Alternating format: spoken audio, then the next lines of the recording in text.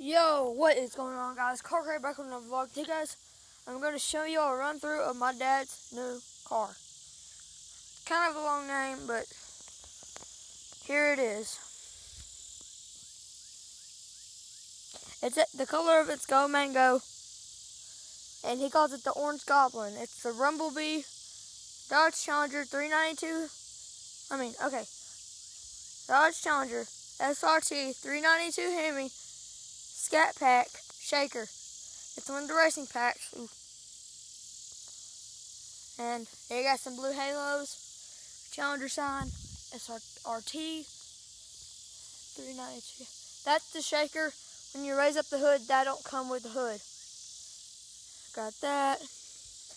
There's the Rumblebee logo. There's the phone. There's a red premium brakes. And got the Dodge sign. Got the carbon. No, not carbon. I'm not talking to it. I got that. And he has a sunroof too.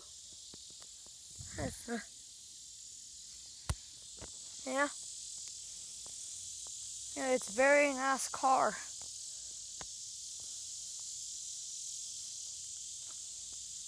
So guys, write in the comment section down below what y'all like about this car. Alright, wait.